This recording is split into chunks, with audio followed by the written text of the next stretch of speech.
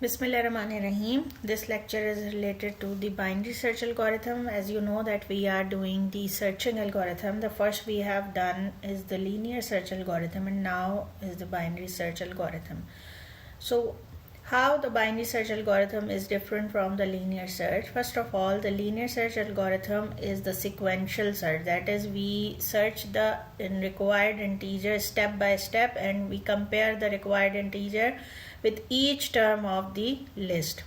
So this becomes very time taking, especially if the list does not contain the required number, as we have seen in the linear search, that if the required number is not available in the list, then still the search algorithm will keep on searching till the list end, and then it returns 0, that is the number does not found. Or also, if the integer is available at the end of the list, then again it will be searching the whole list and then it return the required location at the end of the list.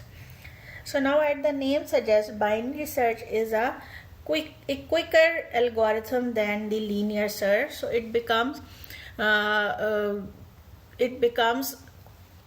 twice as accurate, twice as speedy as compared to the linear search algorithm. So the limitation or the price we will pay for this speed of the conversion is that the algorithm required an input where the list is in the order of increasing size. That is, we require that the list must be a sorted list in the ascending order. So now A1, A2, up to so on, AN is not an ordinary list like we have taken in the linear search algorithm, but in binary case algorithm we require that the list must be sorted before we search any required number in the list. So what this algorithm does, it basically half the list at the first step. So since the integers are sorted here, so it proceeds by comparing to be located to the middle term of the list. So what it does, it halves the list and compare the required integer with this location AJ, for example. So this list is split into two smaller sublists of the same size, or if the same size is not possible, then the one list contain one integer more than the other list, and the search continue with the middle term. So if it sees that the integer, it compares the integer available at this location is equal to the required number. If it is less than the required number, then which means that the required number is available in this part of the list. Otherwise, if the available number is less than the required number, then the required number greater than the required number, then the required number is in this part of the list, because the list is sorted in the increasing order. So suppose we need to search in number 19 in the given list. So this is a list, this is a sorted list, as you see that it is a sorted list in increasing order. So we need to find the number 19 in the list. What will we do? We half the 16 terms into 8 here terms and 8 here terms. So this is the last term of the first sublist, which is 10. So we compare 19 with the 10. And since 10 is less than 19, what we recognize that 19 must be in this part of the list. So 19 is not available in this part because the largest integer in this list is less than 19. So 19 must be available in this part of the list. So we immediately discard this part of the list and we move forward to this part. So at the first step, the problem size becomes half. So if we have 16 integer at the first step, then in the next step we have 8 integers to compare. Now we search 19 in this list, and now we divide this list into the half. So we have four terms in each of the list. Again we compare 16, that is the largest integer or the last integer of the first list, with 19, and again 16 is less than 19, which means that 19 is not available in this part and 19 is available in this part. So the size of the list becomes half again, and now we are comparing, we are searching 19 in among these four elements. Now split this list again into two halves. So we check that whether the number available here is greater than the required number or not. So since this number is not greater than the required number, which is 19, so we restrict the search to this list and we discard this list. Now again we half the list, so we have this list with one integer here and one integer here. We compare 19 with this integer, and this integer is not greater than the required number, which is 19. So we discard this list and we move forward this list. Now when we try to halve this list contains only one integer, so we compare that whether this available integer is equal to 19. So if this is equal to 19, we return the location of this integer, otherwise we return 0. So at every step we only check that the required number is, the available number is greater than the required number or not. We do not check the equality. As you see that we do not check that this integer is equal to 19. Otherwise the algorithm would terminate here.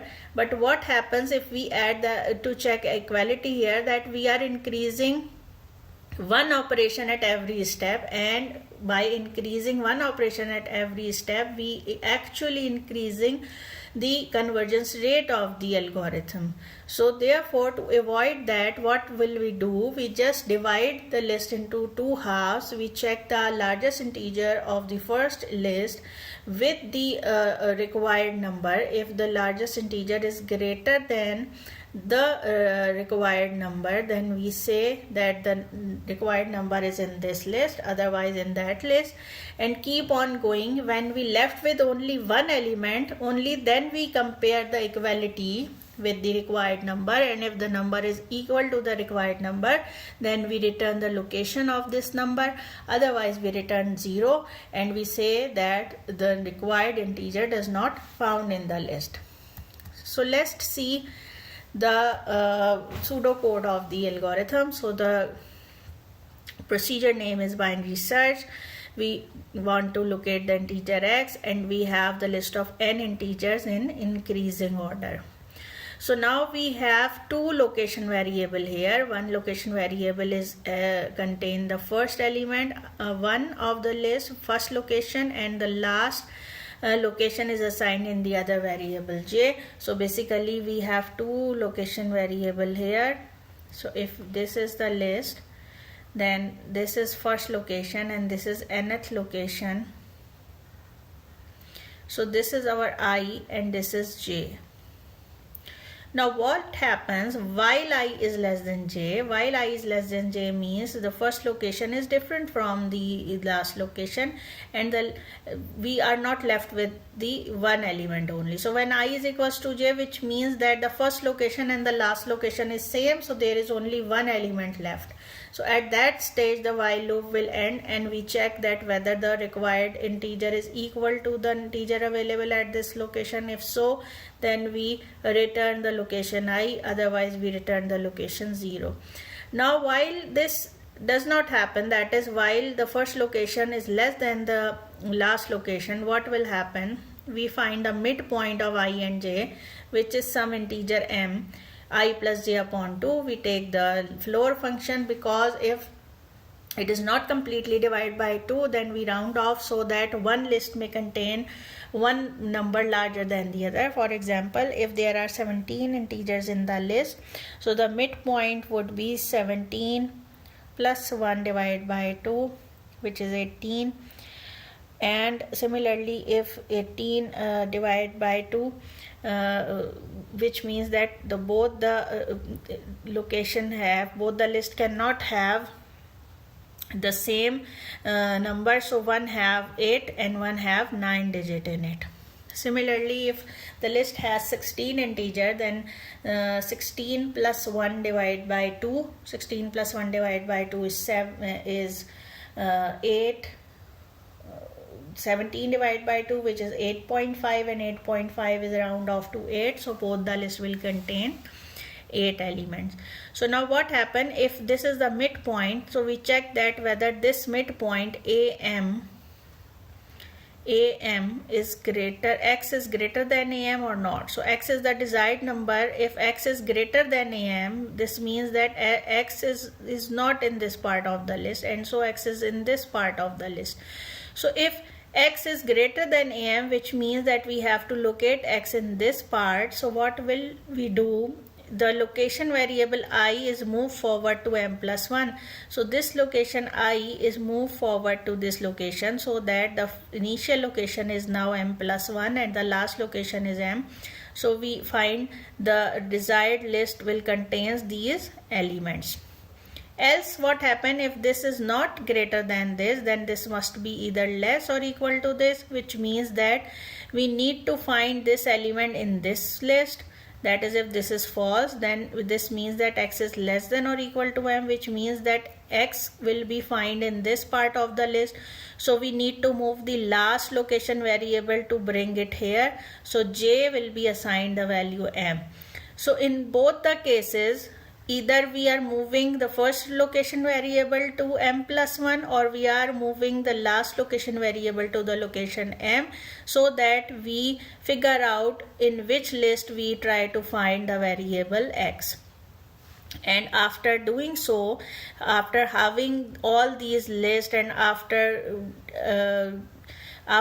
moving the first and the last location variable, when this becomes equal, becomes equals to j, then this while loop end, and at this point we check whether the required integer find or not. If it is found, then we return the location I, otherwise we return to the 0.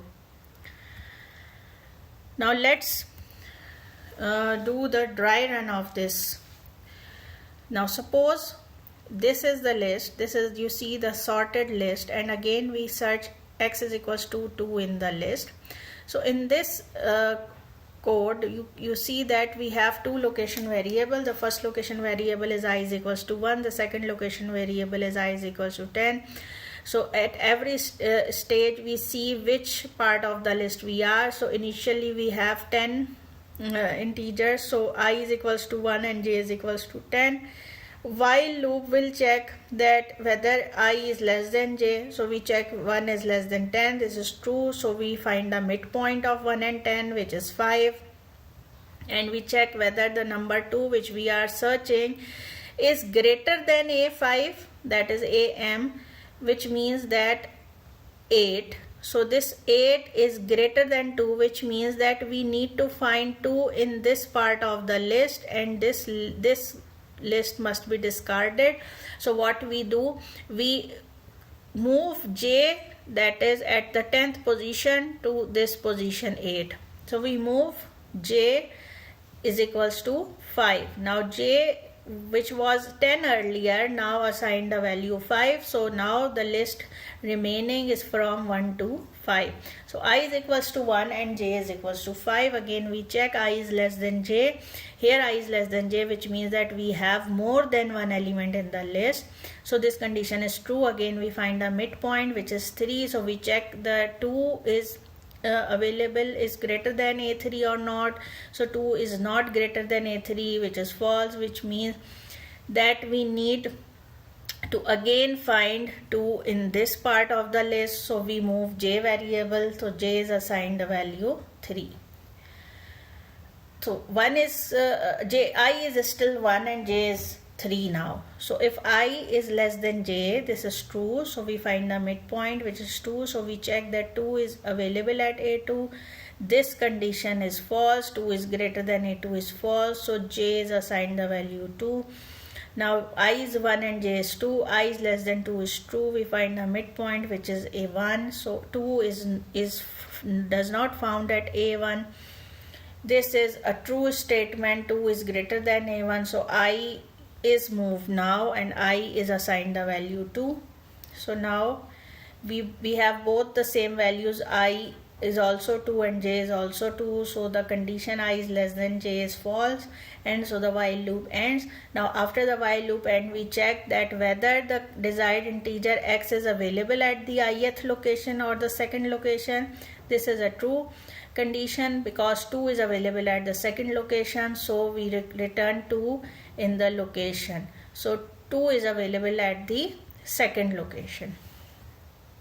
So this is the binary search algorithm. Again, to practice it out, you can search more. For example, x is equals to 6, which is not available in the list. You can search x is equals to 1. You can search x is equal to 14 in this binary search algorithm.